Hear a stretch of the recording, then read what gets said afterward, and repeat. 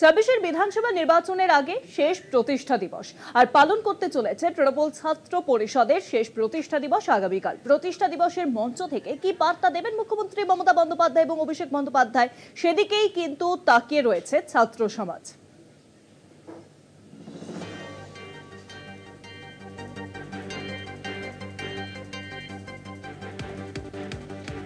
আমাদের মাতৃভাষার কথা বলার অধিকারকে কোনো মতেই কেড়ে নিতে দেব না, সেই অঙ্গীকারকে সামনে রেখেই আগামীকাল তৃণমূল কংগ্রেসের ছাত্র পরিষদের প্রতিষ্ঠা দিবস।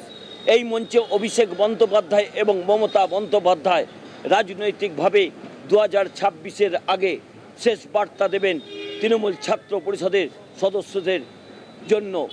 অত্যন্ত রাজনৈতিকভাবে গুরুত্বপূর্ণ এবারের সভাটি, কারণ নির্দিষ্ট সময়ে নির্বাচন যদি হয় তাহলে তার আগেই এটা শেষ ছাত্র সমাবেশ।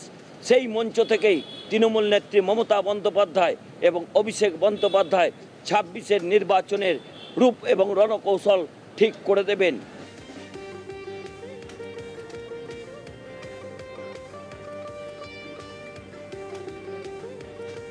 তবে তৃণমূল কংগ্রেসের কাছে অন্য একটি প্রেক্ষিত আছে।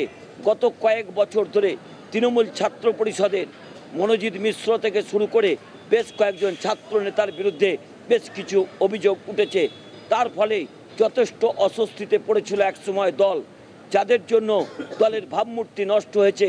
সেই সব নেতৃত্ব যাতে দূরে থাকে, সেই বার্তাই কি আগামীকাল এই মঞ্চ থেকে দেবেন তৃণমূল নেত্রী মমতা বন্দ্যোপাধ্যায় এবং অভিষেক বন্দ্যোপাধ্যায়। গান্ধী মূর্তি থেকে ক্যামেরায় দিলীপ রায়ের সঙ্গে দেবজ্যোতি ঘোষ, কলকাতা টিভি।